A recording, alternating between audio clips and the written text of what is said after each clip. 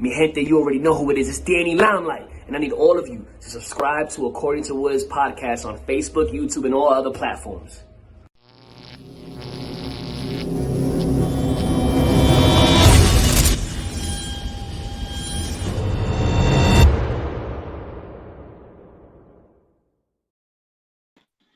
What's good, party people? This is According to Woods, and I have the honor and privilege of having somebody who will be fighting in a few short weeks for Pisces Fight Night. He is the one and only Zachariah O Malley. Zachariah, what's going on, my man? What's up, man? How you doing? Good, and you? Pretty good, pretty good.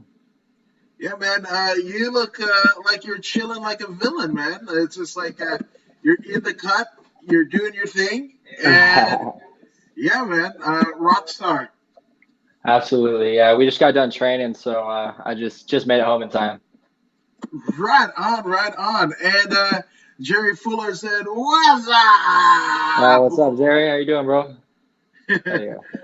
Yeah, man. So, dude, obviously you're fighting for a Price's Fight in a couple weeks, but I mean, this is a distinction that you have that other people don't, because especially after last year, there are few and far fights in between, and you managed to kind of book this fight for yourself for Pisces. Yeah, man. I've tried to stay busy as much as possible. I've done a few pro jiu-jitsu fights this last year. I've done a couple tournaments, and then yeah, I've been doing some street beefs backyard fights. I got 2 of those under my belt, 2-0. And I believe the guy I'm fighting is out of street beefs as well, the Red Reaper, Troy Sanders. So I'm just looking forward to staying active until I can get my my amateur debut with Rough MMA. Yeah, right on, right on. Then Jeffrey says Jeffrey, not Jack. There we go. Yeah. There we go. But dude, obviously, you were talking about street beefs, and it's not crazy, but there's been after the last year that we had, there's been several opportunities that have come upon fighters that wouldn't necessarily be in play if not for like things shutting down, right? And street beefs and backyard fighting, in addition to like bare knuckle and what have you, those are coming into play, more and more prevalent. I see, people with kind of lauded, topology records, and just like you've done professional jiu-jitsu competitions for paid money, but this is the avenue. So, like, how did you find out about like this world of fighting? Because obviously you're a jiu-jitsu practitioner and what have you, but how did this come across your table? Well, I've been trying to get into an amateur fight for a little over a year, I think, dating back to last March. So maybe last January even. So like you said, there wasn't much opportunity for me. An acquaintance out in Vegas tagged me in a post because they were coming out there, and he got word of it. And I just kept on the promoters from there, got myself a couple fights, and then yeah, it's been cool, man. A lot of people don't look at it, don't regard it very highly. So it's been good to get out there and compete and get a few wins under my belt before I hit a bigger stage. So. Yeah, so I mean, is that kind of it? Because you mentioned MMA and amateurs, and then again, UFC, Bellator, Invicta, LFA. Those are some of the promotions that have put on shows in 2020 and 2021, respectively. But in terms of being an amateur fighter, still cutting your teeth into the game, there aren't a whole lot of opportunities because in a lot of states, I mean, California being one of them, right? Everything is coming down from the state athletic commission. And when the state athletic commission is saying, hey, no fans, there aren't a lot of amateur promotions. There aren't any amateur promotions that could withstand not fans, because that is the bread and butter of the existence of a promotion. Yeah, you mentioned LFA. The Rough MMA is in some ways associated with the LFA, with the same companies. So That's going to be the promotion I'm fighting for in April. My next fight after March 13th, and that's a pretty big stage. A lot of their guys go on to Bellator and things like that. They do pro shows and amateur shows, so they can generate a little more money that way. But I'm excited for it. Hell yes. I mean, that's and again, it's a certain type of individual that will, get excited for fighting. So I want to know, how did young Zachary O'Malley get involved in combat sports? I did them at a really young age, mostly influenced by my brothers and pop culture back in the day, back in the '90s. A lot of Van Damme movies, a lot of Sylvester Stallone movies, shit like that. And so I fell out of it for most of my teenage and like younger life because I played basketball and I was pretty focused on that. I had a few scholarship opportunities, but I never, I kind of lost passion for it. I never wanted to really go that way. I think I just played to get in fights with some of the other players. So, I mean, during those sports, I mean, kind of the fight in you, your inner fight, manifested itself pretty well. Oh yeah, definitely. My competitive nature took over, and I needed a better avenue than just basketball or something like that to take that out on. Fighting is really what I love to do, and I went to my first jiu-jitsu class probably 6 or 7 years ago, and man, I never looked back. I got a membership in an MMA gym directly after that. I've done 40 fights competition between pro and amateur jiu-jitsu, and then 2 fights for MMA so far. And there's no looking back, man. I mean, not looking back. I love that. I love that. Straight Venom saying hi. Oh, I'm Owen's friends. Thank you, Straight Venom. That's actually a friend of my son who just subscribed. So shout out to you, Straight Venom. Appreciate your support, good sir. Yeah, man. So obviously, I mean, what's the path? Like MMA. Like, did you want to get some amateur? I mean, you've had some amateur fights. You've had some, paid jiu-jitsu tournaments. But was that always the goal? Was kind of MMA? Not I wouldn't say stardom, but like a career in MMA. Yeah, that's always the ultimate goal. Basically, any fight I could get. I've tried to sign up for boxing tournaments that have gotten canceled in the past 2 years, kickboxing, a bunch of different things. Street Beast is fortunate enough to provide, or I'm fortunate enough for Street Beast to provide this opportunity.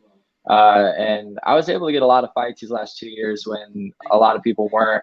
Arizona just opened up, the commission just opened up for amateur fighting. So I'm lucky to live in a state that is allowing that right now because, like you said, a lot of others aren't.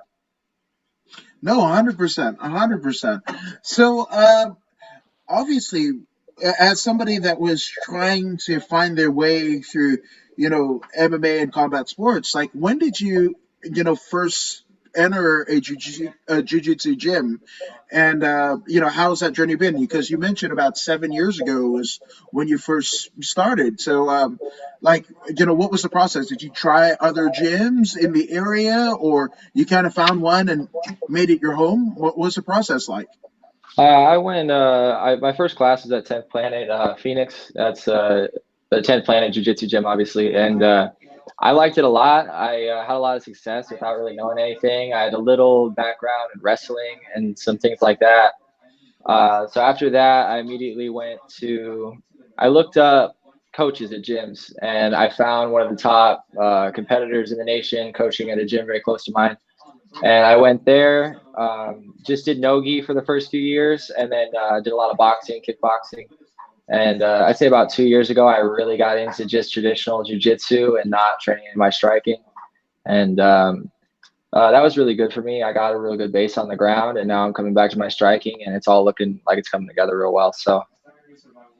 No, 100%. And, at the end of the day, a little bit goes a long way in terms of that formative training, right? So, Yeah. were you considering, like the backyard fighting, the street beefs esque, kind of scenario in your play out, or, was it just something out of necessity? Because you mentioned about the boxing and MMA, events that would get canceled. So, I mean, at what point did this become a real scenario in terms of your path? I'd say probably around October, I was tagged in this post and getting some information about it.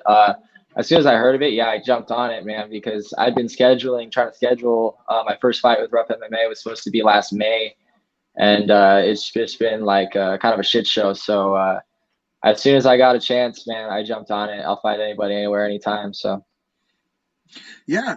Now, I love that you mentioned in terms of the, people's kind of reaction about street beefs or, anything of that ilk, because, I mean, it wasn't too long ago. I mean, 25 plus years ago when people were kind of thumbing their nose, kind of boxing heads and traditional martial artists, and they're kind of thumbing their nose at, what ended up becoming MMA. It was, shoot box. It was NHB, no holds bar, before the term MMA kind of came down the pipeline. But it's funny because we kind of go in iterations of that.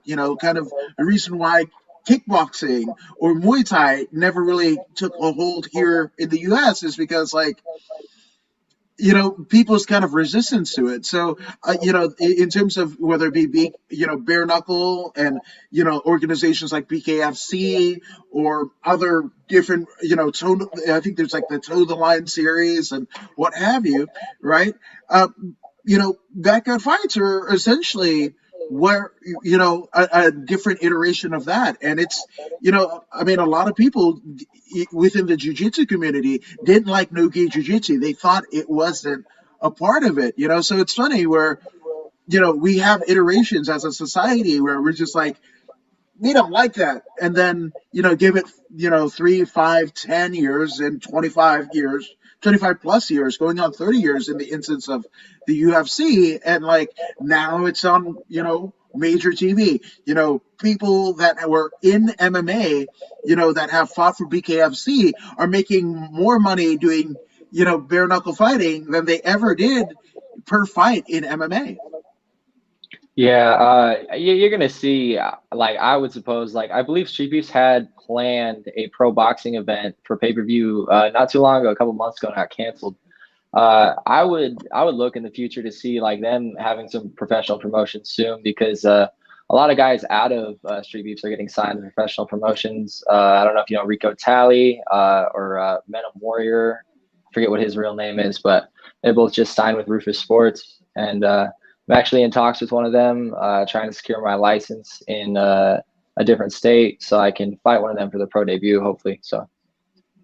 That's tremendous. That's tremendous. And again, you were talking about your license, and getting that, because that is a very real thing. I mean, to become a professional athlete, especially in the combat sports field, I mean, there's a reason why you have referees for it's the California Amateur Mixed Martial Arts Organization, better known as CAMO, when they have Eddie Bravo Combat Jiu-Jitsu here in California, because again, anything with strikes has to come in the auspices of the commission, right? So again, this is a very real thing. It's not something that you can just go, hey, let's just do fights. And I think this is kind of necessitated, the backyard fights, because again, I've seen some of my friends that have won amateur titles that have have pro career kind of looking at promotions like Street Beefs and other things of this echelon, because again, there have been no fights. And just like you were saying in your particular scenario where you want to test your mettle, all the training that you've been doing against top competition, and when that competition doesn't have a platform, you're going to do whatever it is that you have to do to make yourself better in terms of your craft. Absolutely, and the best way to do that is to battle test it, man. We've had somebody that I train with out here. I'm not gonna mention his name, but he was a former, I think, a heavyweight in Bellator. He's fought for the LFA. He was trying to get in Street Beefs, and they didn't accept him in just because of probably because how dangerous he is, because his professional career and his rap sheet or his background. I mean, and yeah, like there's a lot of people coming in that are just a higher level than ever before seen. I mean, I used to watch this when I was a kid, and you laugh at it like these fools don't know how to fight at all. But now you're seeing some people get like knocked out bad, and it's cool to see some of the higher level out there. No, 100%. So for those who, don't know about the beefs promotion or the kind of world of underground fighting, and it's funny because again, people kind of thumb their nose, but I mean, like MMA competition, holds barred competitions back in the early 90s, the Gracie challenges, the videotapes, like those were thumbed, grappling to a karate person, and karate gyms where you thumb your nose at it, right? And now that it's on ESPN, CBS Sports, now everybody's coming around, but it had the same humble beginnings. So for those who don't know about the world, kind of educate us. Well, I mean, it's pretty simple. I mean, they get the legal side down, I'm pretty sure. So, man, you sign up, they pick you. They usually pick these guys on the West Coast. They're usually picking about 50 out of anywhere between like 400 to 600 people, and you meet up wherever they say to meet up. They usually give you the location like the day before, so not so many people show up. And you go there and you fight, man. You fight whoever's there, whoever wants to fight. If you win and you're not hurt, you can fight again. It's cool. My student actually, or my teammate student, he did 2 fights his first time out. He lost his first boxing fight to an amateur boxer, an experienced amateur boxer by decision, and then he won his second by knockout. So it was cool for some people to get 2 fights in if they have never competed before or been in front of the stage. No, and in terms of the terms of conditions, right? I mean, you have competed in high level grappling competitions, paid ones, and what have you. So, I mean, is it just kind of like what we saw, way back in the day with like Kimbo Slice and Dada 3000, where it's just like you knuckle up and that's what we're doing? Is there any grappling involved? Like, what are the terms and conditions? It's MMA. You could do MMA. You could do kickboxing. You could do boxing. I think there's some bare knuckle within it, but I haven't found anyone who wants to do it. Uh, in my MMA, yeah, there's always grappling. I won my first by toe hold submission. I won my second by a rear naked choke after a big head kick. So I'm always looking to, not even looking to, it's just second nature to take it to the ground or look for that submission standing. And is that an agreed upon kind of agreement that you and your opponent make? Because you were saying about like your teammate, kind of showing up and not knowing who's there. So, I mean, nothing is kind of predetermined. Nothing is pre-planned other than where the fights are happening. So, is that what you guys kind of talk about amongst maybe a referee of sort and go, hey, yeah, we're going to grapple. Hey, we're going to box. We're going to glove up or no gloves. Like, is that what happens like the day of? Yeah, basically that they have coordinators there that help like put on the whole thing. Got a few people working with them, and you just say it out loud usually, or they'll announce it, and whoever else wants to step up will step up. I don't get a lot of feedback anymore. Like my last event, I think I was told 5 people didn't want to fight me, and then like one of the guys, the sixth guy, he accepted the fight. No one wanted to fight my friend Anthony, my student or my teammate. And that was shitty because he trained so hard for it, and there was a lot of people there his weight, and they didn't want it, man. So yeah, it's all done that day. No, I mean, that isn't anything that is, if anybody that's been around like amateur MMA circles, like that happens all the time where, you might get to the weigh-ins, right? Like same day weigh-ins and everything like that. And, people just decide to kind of ghost, or they're there but they're not there. Their dog got sick on the way to the arena and what have you. So it's not abnormal for things like that to happen. But again, when you see people on weight, and like there could be a fight and there isn't. I mean, was there any kind of like consolidation? Like you drove all this way for your teammate and what have you? Like now the fight's not happening. Is it like, hey, I'm gonna get you on the next card, or like what happens there? It didn't seem like they were too interested in our team getting on the next card. We had a big team, so going down there, Anthony got to coach a lot. He got to like jump in the excitement. After my fight, I guess the corner of my team or the corner of my opponent thought that I taunted my opponent a little bit after I subbed him, and they came out onto the mat, and so Anthony got a little action with that.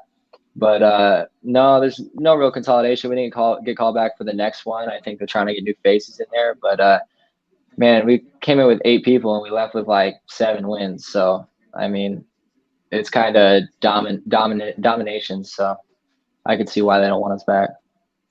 Yeah, and that's the crazy thing. I'm trying to think about, because this is a pretty new avenue in terms of combat sports. In a again, we're Kimbo Slice has unfortunately passed on, right? Not a 5,000 didn't necessarily do too well in his foray into MMA, right? So it's almost like from a bygone era. And like, how would somebody be able to um read up on your opponent and go like, hey, that's a fucking badass, I don't want any part of it? Like, is there video? Is there, like, what would they be kind of researching to kind of figure you guys out?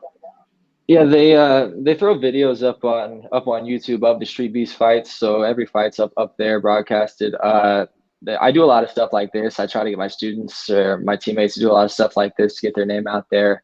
Other than that, I mean, a lot of us have like jiu-jitsu fights or previous boxing fights up on YouTube or Flow Sports. I have a lot of my fights on, so there's video out there. There's a lot of video of me training. I post a lot of that, but I'm not really worried about what my opponent's going to do. I'm just worried about what I'm going to do. Go in there and finish it before they get a chance to do anything. Absolutely. Now, Don McGuire of the Fighter's Voice has just joined. What promotions do you have fight for? And we're talking about the upcoming Pisces Fight Night coming up in a few short weeks, and that will be broadcast live on YouTube. So you don't even have to pay for a paywall. Like, that is going to be live and free to anybody who subscribes to the Pisces promotion channel. So definitely check that out.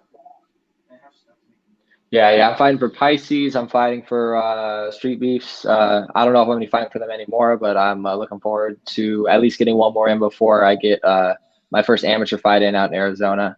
And then the Rough MMA in April 17th. I already got an opponent, so that's going to be a fun one. And then after that, I'm looking to fight Rico. I want to fight Rico, man. I want to help him out on his pro debut, give him a dance partner, and see where it takes me. There you go. And Don Moore asks, backyard fighting, are you saying it's I mean, in the same aspects of Kimbo Slice? Because he actually did photography of, Cool. 11 of Kimbo's fights with Icy Mike. Yeah, it's almost exactly the same. Like a lot of people were saying on the videos from the last event that it looks like the backyard that they were in. So yeah, it's a real culture. It's a real vibe when you get there, and it's cool, man. It's cool to be a part of. Now, the one caveat from anybody that was and is a fan of those kind of the backyard fights in South Florida and other places, well, in those instances, it would more like bare knuckle. What we now see in like BKFC and different promotions. The caveat to Street Beefs and the upcoming Pisces fight is there is grappling involved, because, like you were saying, you were able to finish via submission in 2, if not 3 of your opponents, right? So that is Yeah. in play where it wasn't before. Yeah, that's a big thing with my game. I just started really buckling down on like kickboxing, boxing. I think I'm getting a lot more polished with my footwork and stuff like that. But man, grappling second nature, wrestling, submitting people, choking people, breaking their arms, and it's just natural to me. And actually, I've been fortunate enough to the first guy I fought, he was a pretty high level blue belt. He was pretty good. As soon as I took him down, I could feel that his hips told me that he had done quite a bit of jiu-jitsu. So I was lucky to get a submission on him, I think, at 59 seconds. And then my next opponent, I head kicked him and choked him out in 23 seconds.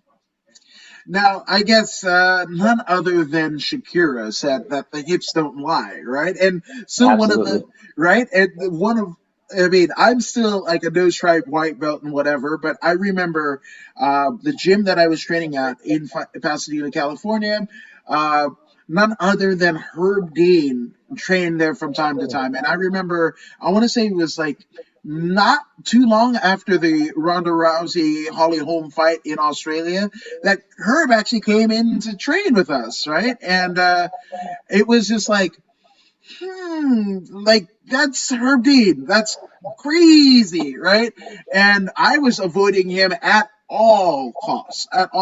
But he kind of motions me over like one does in jujitsu and whatever, and I'm like, okay. And I felt like a baby kitten in the hands of a gorilla. Like I could not do a damn thing. And then I'm just like gasping for air, waiting for it. And he's catching a release. He's not committing to anything because he's a black belt himself. He's just toy, like kid with the toy gloves, right? And the bell sounds, and it was like the appraise course, so to speak. And then he looks over at me and he's like, "You've rolled before," and I swear to God, like I could get a stripe on the white belt today or whatever. Still, like I might as well have retired because you're not going to get any better than that. Like you've rolled before from Herb Dean, so I'm like, I'm There you good. go. That's all you need, right?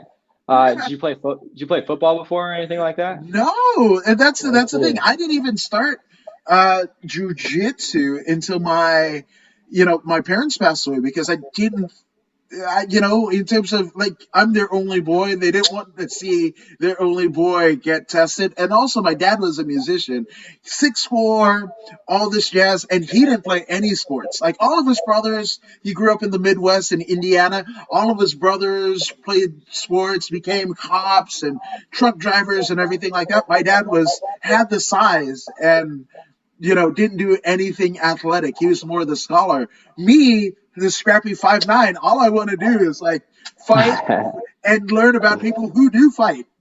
Hell yeah. Yeah, I know the feeling, man, of just like having a passion for something, and I mean, that's how we all started out, dude. Stripe white belts, not knowing anything, just getting our asses kicked the whole time.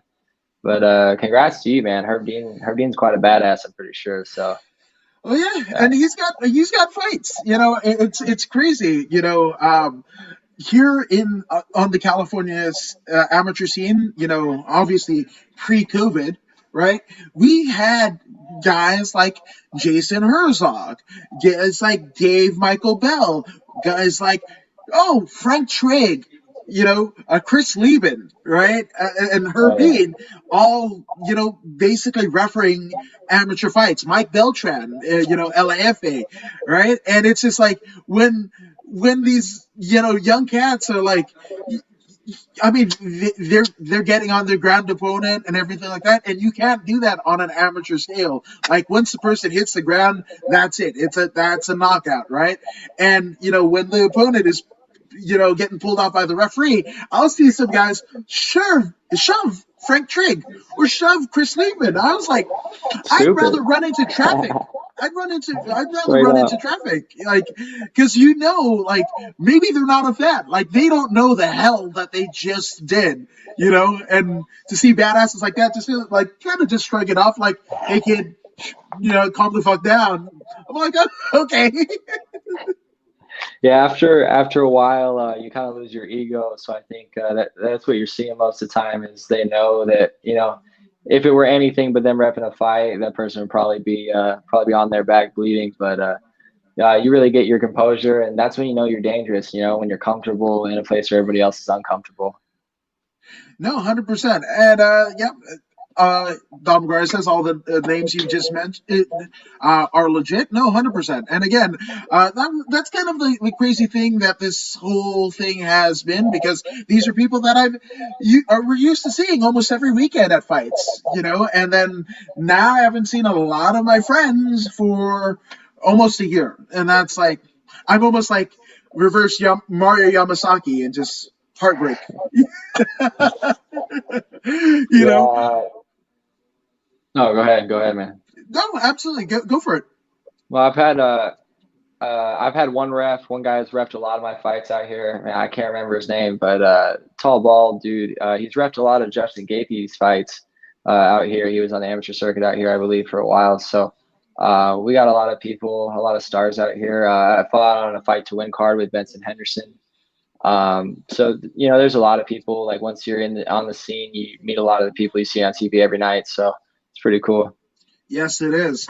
Which to which Don McGuire asks, in terms of the MMA world, have you worked any people who have kind of fortified your career and your outlook in combat sports? In terms of MMA, some of the people I train with now, my guy Anthony, he's really good. He does a lot of, he's very boxing and Jeet Kune Do based. He does a lot of like traditional martial arts, Wing Chun, stuff like that, which it sounds funny, yeah, but really like once you get to a certain level, you need that to like get to the next level to break through what no one else is doing. John Jones has a lot of those tactics, and I found it really helps me in the clinch and stuff like that. Other than that, I've worked with some world class grapplers. My coach for a while. I don't train with him anymore, but he was a world champion, IBJJF world champion at every level. So I work with some really good guys. Some of the guys that I train with right now, they don't compete, but are in MMA, but they're really good, man. They just work in the gym all day and refine their craft. So it's good to be tested against some good guys who are tagging me up. And if I don't catch a fade or get choked out in a couple weeks leading up to a fight, then I'm not training hard enough. So That's it. Iron sharpens iron. absolutely, yeah, So, absolutely. in terms of, because you were saying, the amateur MMA scene in Arizona, it's still kind of ongoing and forming, right? So, as somebody that has, you know, seen and been around the environment, how tough would it be for you guys and gals that fight on that scene to get fights? Did you have to go to other states to, basically parlay a amateur career? Like, what did that scene look like prior to the formation of this new system? Yeah, before COVID, it was pretty abundant, man. You could get a fight like almost every month, and there's like I said, Rough MMA is pretty big. They're on a lot of pay-per-view that's on UFC Fight Pass. They're working with one championship the next couple events, so we're gonna be on pay-per-view for that. But since COVID, man, it's been hard. I had to go this summer. I had to go to Texas just to get a jiu-jitsu fight in, and I think that was the first one that opened up in shit, maybe like 6 months from the beginning of the year or something like that. But it was it's been dismal, man. Not being able to get any fights and just training all day. But at least when they do call me, I'm ready. So that's a good thing about it. No, 1000%. Which I have to ask, because again, this is a whole new avenue. You initially intended to, train and compete in Brazilian Jiu Jitsu, right? Both no gi and gi, right? Then, MMA is on the horizon, right? But this opportunity, with Street Beefs and Pisces Fight have opened up where other fights have kind of eluded you, right? So Yeah. before it would be just like Bellator, one championship, LFA, Bellator, those organizations. But now with this kind of new set of avenues, I mean, is like BKFC in play where it wouldn't have been before? Yeah, it's actually it's opened up a lot for street beefs. Street beefs is non-sanctioned, so it's considered what's called the smoker fight. We've had we've had several BKFC fighters go from street beefs to the pros. We've had those two that I mentioned recently. They just signed with Rufus Sports. They went straight from street beefs to the pros. So it's pretty unheard of to go from a smoker fight, smoker promotion, right to a professional level. But especially with street beefs getting so many views and so much publicity, it's been helpful, and people have been able to get their careers off the ground a lot sooner. So it's cool. Yeah, but here's the funny thing, to a mixed martial arts fan of the last, let's say, 5 years. Let's say they're a casual fan. That's the scenario I'm going with, right? And they might not know of a Randy Couture. They might not know of, so many legends. I mean, do you talk to Chris Lieben, right? And the stuff that, I mean, of course, there's the stuff that he has on typology and his record there, but there's a lot of different things that, were essentially smokers. Razor Rob McCullough. There's a litany of people who have, like championships, world championships in different organizations, people that are Hall of Famers of a different ilk. They started out not too different than what you guys and gals that are doing in street beefs. Yeah, that's why it's sad to see a lot of these different cliques and shit in MMA because they, like you said, they kind of shun street beefs or different promotions or different groups of people, and they don't realize how similar their beginnings were with some of ours. So it's kind of kind of arrogant, but it's cool, man. It's cool. Just don't have an ego about it, and make them realize why you should be on that level every night. That's all you got to do.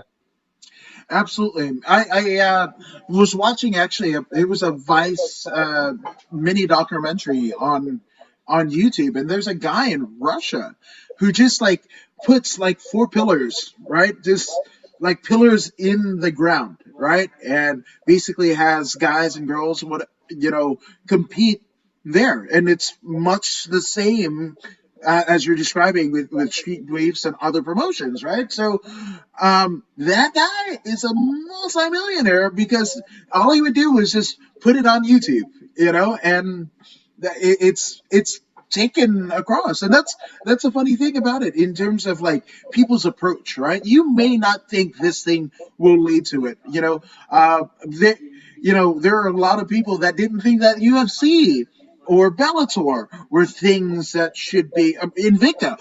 Who would ever watch an all-female women's MMA promotion? Like, I don't want to see females get hit and all that jazz, but like, they've become literally centerpieces of the sport because of that, trying something new, and different facets of combat sports. There isn't a right way to do it.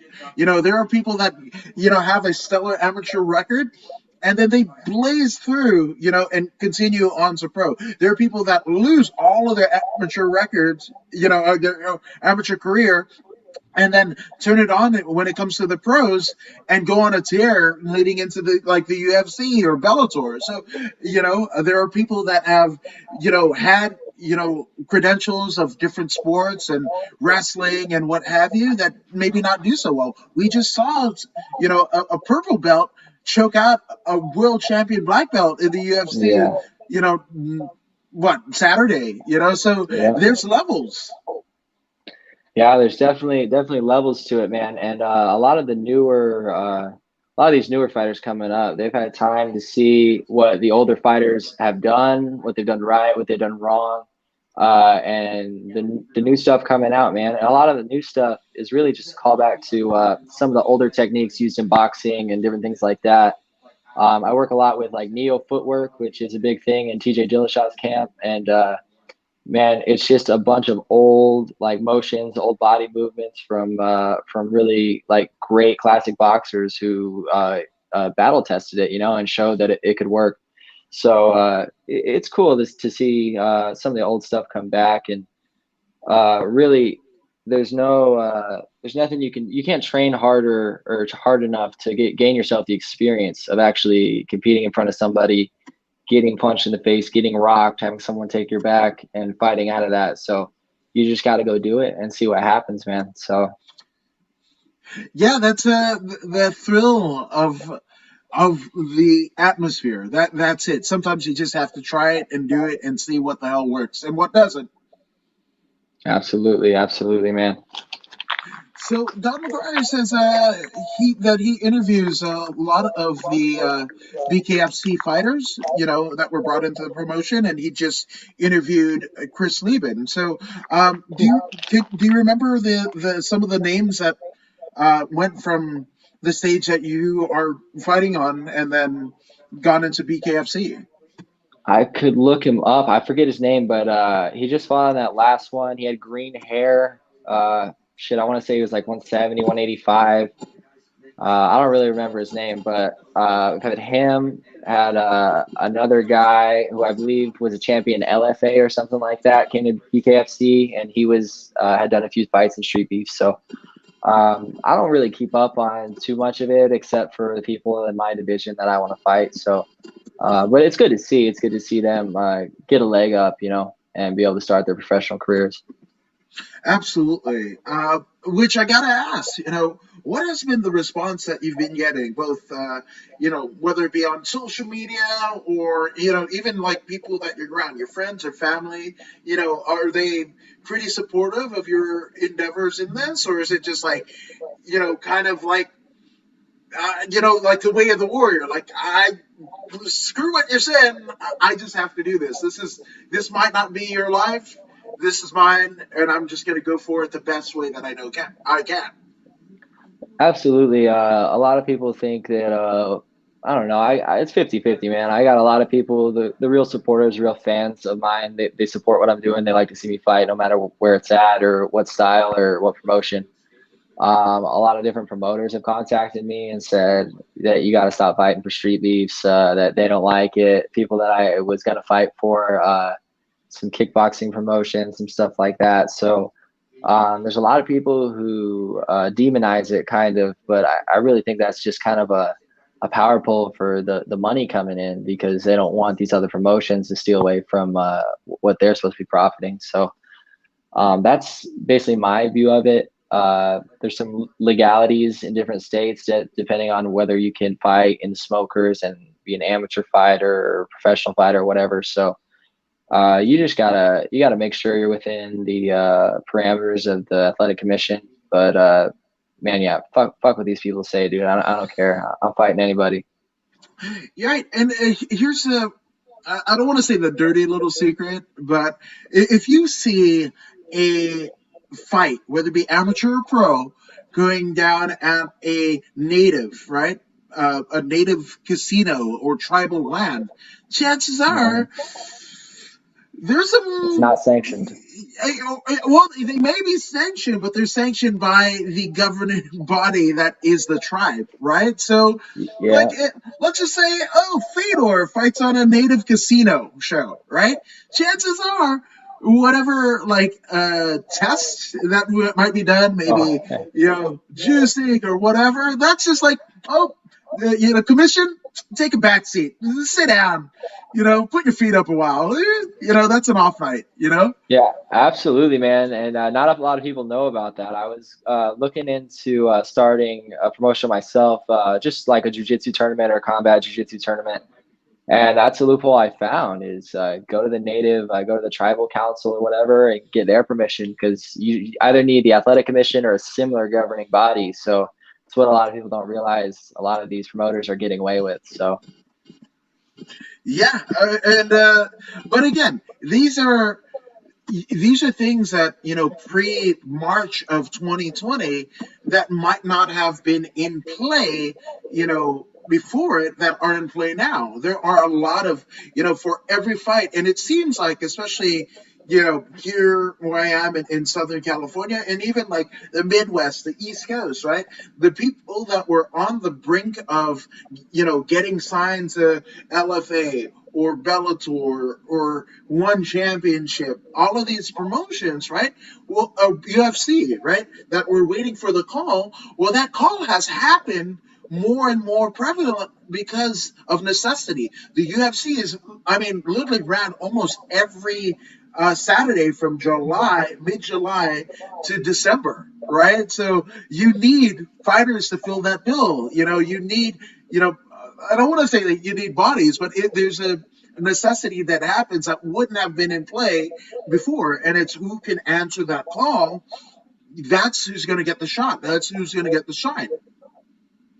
yeah, that's I like that because he gives a lot of people the opportunities that they probably wouldn't get otherwise. I'd say not a lot of people want to actually fight like this anyways. So just having the will to fight and being able to fight whenever they call you, that gives you a leg up in the first place. Like you said, a lot of people, their dog ran away or they got injured driving up to the fight or something like that. A lot of people don't want to do this. It's cool to be a fighter until you're actually fighting somebody. No, 100%. The MMA superfan over on YouTube, he wants to know, you look familiar. Has he fought Lethway? No, no. I know a fighter that fights in Lithuania. He's from my hometown. Actually, Seth Baczynski just fought for the championship and got knocked out. Yeah. So, yeah, he's a hometown legend. Yeah, talk about, I mean, legends of the sport, and, if you don't win, like, the big UFC, sometimes casual MMA fans might, again, thumb their nose or whatever, but Seth Brzezinski, fuck, man, like, that is a dude who, kind of expanded my love, for combat sports, during the early days of my patronage of, like, the UFC and other promotions. So shout out to Seth. Yeah, definitely shout out to Seth, man. He was good back in the day. I remember he submitted Matt Brown. He beat Neil Magny. So he's beat some big guys. No, absolutely. Which I want to know, right? I mean, because now more so than ever, you are entertaining opportunities that maybe you wouldn't have before. And that's, to me, I think that's like the mark of a complete, mixed martial artist, a fighter, whatever euphemism that you want to use, is to be able to take any challenge, any rule set, any time of the day, and be able to come away with the victory. So obviously, the backyard fights, street beefs, a Pisces fight, those are in play, right? So now, are you maybe even looking at Lethway? Are you looking at Muay Thai? Are you looking at kickboxing? Or are you, after this, whether it be, like maybe a BKFC fight or an amateur fight, the one that you have coming up after Pisces, is that just the laser focus? No, I'm not training for anybody in particular. Like I said, I'm not worried about my opponents doing. So I'm ready to pick up any style, any fight, anytime. If they want me to go box tomorrow, I'll go box. They want me to kickbox in 2 weeks, I'll kickbox in 2 weeks. So anybody who wants me out, I'll definitely be there to gain the experience. Yeah, it's funny because it reminds me a bit of Shannon the Cannon Rich, right? And Shannon has competed, and he himself being an Arizona guy, shout out to Shannon Rich, but he's done bare knuckle, he's done MMA, he's done boxing, he's kind of done it all and won either a championship or a fight in every kind of respected combat sports competition. You look at guys like Josh Barnett. Josh Barnett just fought in Poland for bare knuckle, like a bare knuckle promotion out in Poland, when a lot of fights weren't happening here in the States, even with him signed to Bellator, and he's just, if you have that auspice to fight, you're going to figure it out, right? You're going to figure out where the training is, how do I get better, how to, it's just this constant state of evolution, and where that evolution will lead come whatever terms of fighting it is, you're going to be able to answer the call. Yeah, that's how someone actually has a love for the sport, and it really is their life. Shannon Rich, he's fought quite a few fights. I've seen him. He competed against my previous jiu-jitsu coach at a tournament, and my coach won 2 out of the 3. Shannon, I think, submitted him in the second fight they had, but my coach ended up being the victor. I didn't know who he was back then, but I found out soon after that he's pretty legit. So it was cool to I don't know if I said a few words to him, but I know I was definitely in that vicinity for a while. So it's pretty cool to see a lot of those bigger names compete at a lower level. I even competed in a bracket with Sean O'Malley last summer, a few months ago. So that was cool. I got to talk to him. We were the only 2 people who didn't fight each other. Everybody else, it was a round robin. Everybody else fought each other. I think the promoters thought we were like related or something because we had the same last name. So that's the only reason I signed up for that bracket. I was like, man, I'm going to fight this dude. I'm going to, I don't care if he beats my ass. I'm going to fight him. But we didn't get the chance. But it's cool to be around that culture for sure. Now, I got to ask, like, in that in that scenario, because you are one who's constantly looking, as well you should be, right? I mean, Habib, it's funny that you said like some lower level or whatever, but like to a master's division, like I want to compete at Naga. I want my Brazilian Jiu Jitsu purple belt for no other reason, because I grew up a pro wrestling fan. So it's cool. Cool story, bro. Get a medal. Okay, I never wanted to be an Olympic. I wanted to be able to stretch people like Bret the Eight Man Hart, right? So Naga at a purple belt level, you get a belt, right? So I want my purple belt for no other reason to compete to in Naga, so I can get a belt. So I can fulfill with a boyhood dream of becoming a professional wrestler. Yeah, that belt, the drive to get a belt is definitely a big thing for I think any fighter. I got a belt over there. My five absolute championship jiu-jitsu no gi belt, or it's a gi in the gi it was, but I got that early on, so I've been able to parade that around for a while. I wear it to my the gym I work at sometimes. Just to show off a little bit. I go kick the bag, act like it's a kickboxing belt or something like that. But it's definitely a certain feeling owning one of those. Yeah, absolutely. And again, they used to say it back in the day when you used to get whatever sugar cereal or whatever, and they would have a competition of like, oh, you will win $1,000 and whatever. And as an 8-year-old kid, that's a thing. But like, I remember one of the commercials going like, many will enter, few will win, right? And that's it. I mean, yeah, you might be able to. How many people, dozens, if not hundreds of people might sign up for the competition, different weight divisions, different age brackets, different, all of this, but you're all competing for the same prize. So to come away with that, man, I mean, it's not like you're that guy where like, oh, I'm a world champion, and you go into the valley, into the forest with a bag, and you come back, 6 days later, no bag but a trophy. Oh. But yeah, that guy was a little off his rocker, I think, for sure. I've heard that story a few times, but no, yeah, man, it's definitely cool to do that. It's just a competitive drive. Any one of those guys can win. I've fought so many guys that I know, like, that guy's better than me, but he wasn't going to do it harder than me that night. He wasn't going to do it better than me that night. Whenever the spotlight kicks on, man, I'm ready to rock and roll. So that's funny you mentioned that, though.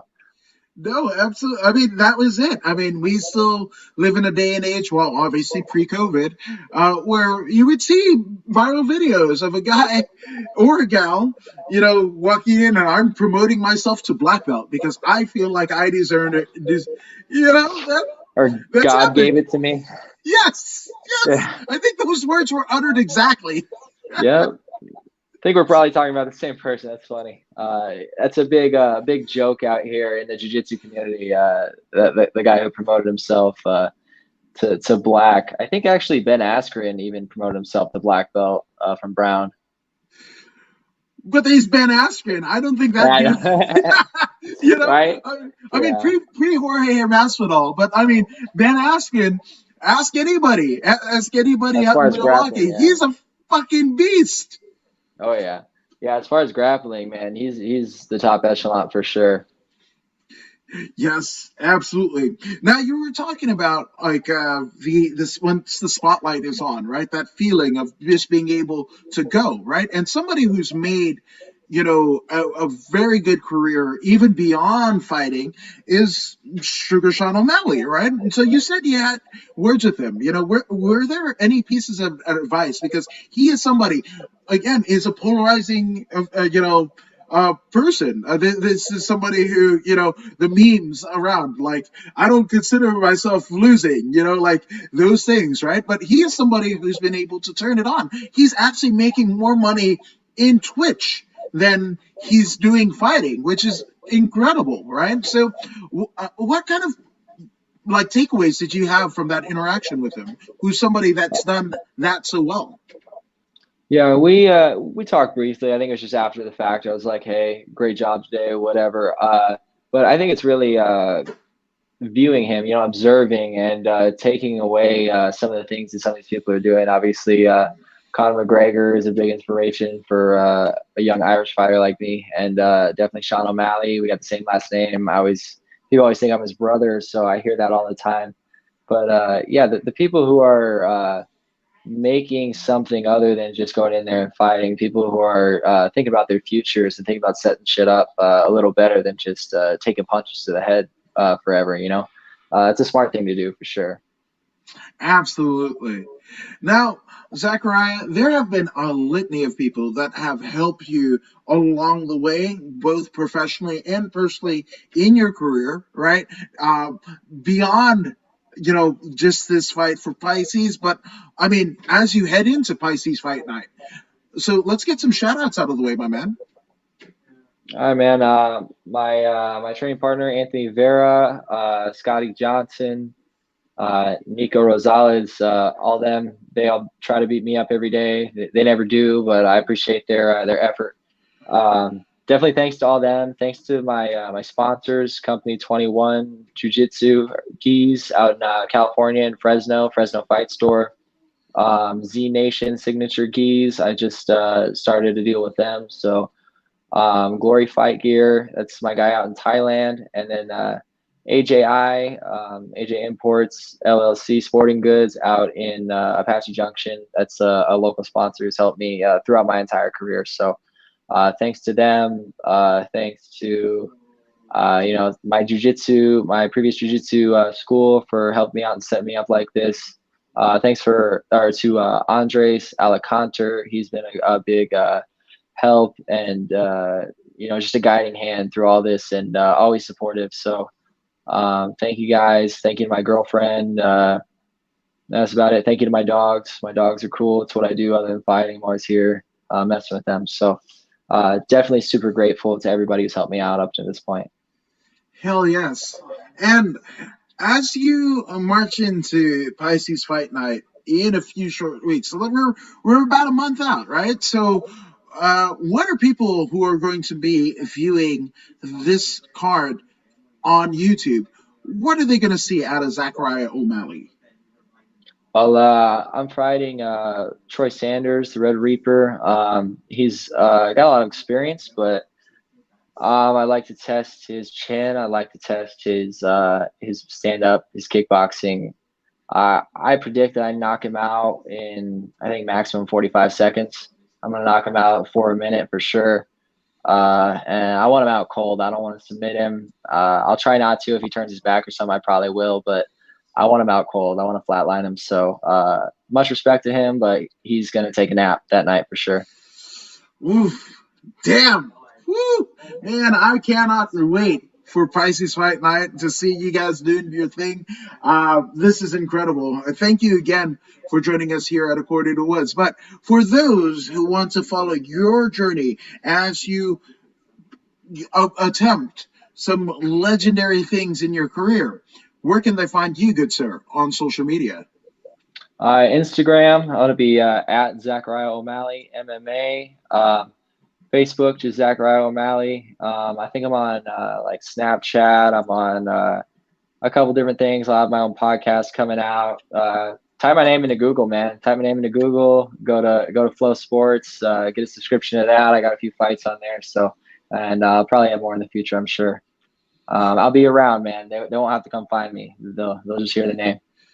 Heck yeah, man. Well, again, I thank you for coming around here to the According to Woods podcast. We thank you guys for jumping in on this very podcast. And if you haven't already done so, go ahead and like, share, and subscribe to the According to Woods podcast on Facebook, YouTube, and Twitch. I mean, Zachariah, you're subscribed, all right? Absolutely. Everybody should, man. This is good stuff right here for sure. Well, I appreciate it. But be like Zachariah, be like me. Go ahead and subscribe to the According to Woods podcast. But just don't take our word for it. If you don't believe us, and I don't know why you wouldn't, here's Professor Zeta Zang. Hey, this is Zeta.